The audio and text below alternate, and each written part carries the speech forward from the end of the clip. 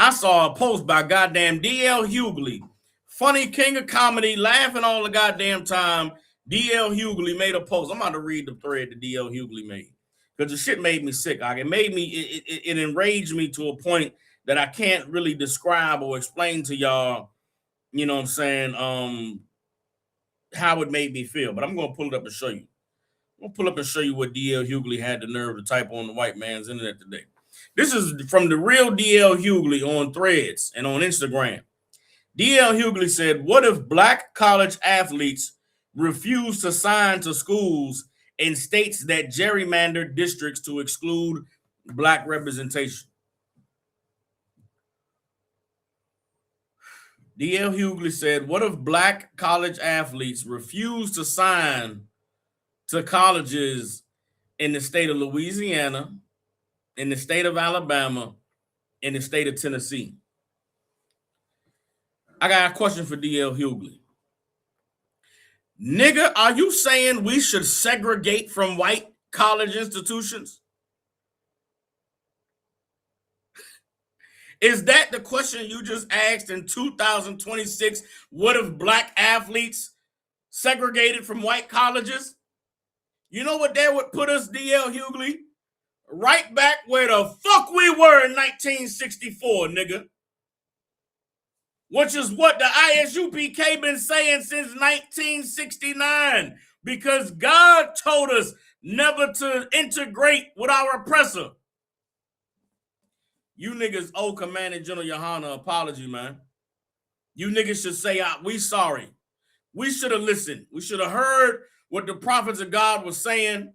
We should have seen your anger and understood that it was righteous, and we should have joined you.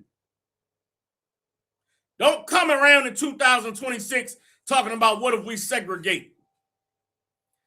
Now is the time for anybody who has a voice in the black community to shut your mouth. You should shut your mouth and you should come to the ISUPK. You should come to Commandant General Yohana and you should say, what do we do next? Where do we go from here? Because clearly we don't know what the hell we doing. And you know what Commandant General Yohana would say? He would open up the Bible and he would say, well, listen, black people, you know, God gave us a solution. You know, there's a historical record of a people who got freed from slavery, who got freed from oppression, who were facing insurmountable odds against the most powerful nation on the earth. And they got free. You want to know how they did it? They did it by obeying the priests of God. They did it by obeying the prophets that God sent to them.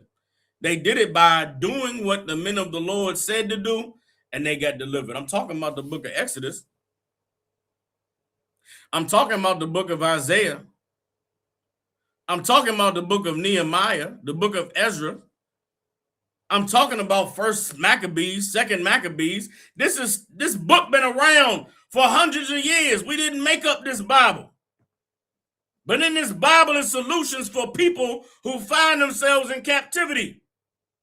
And the solution for all those people every time they were in captivity was turn to God and obey his laws and do what he said to do. The last 60 years, y'all wasn't reading the Bible, man. Y'all wasn't finding what God said was the solution. You was listening to your pastor. You was being sold a goddamn dream. You were being played, black people. And now those niggas are going to leave you high and dry. You go to church this Sunday, I guarantee you the pastor not going to say nothing about the white man is the devil. You go to church this Sunday, the pastor is not going to tell you what to do with the rising food prices and the rising gas prices. The white man is not going to tell you, the pastor is not going to tell you what to do when the white man come and say aliens, we found aliens. He's not going to tell you what to do about the hantavirus because he don't have the answers. Because he's not a man of God.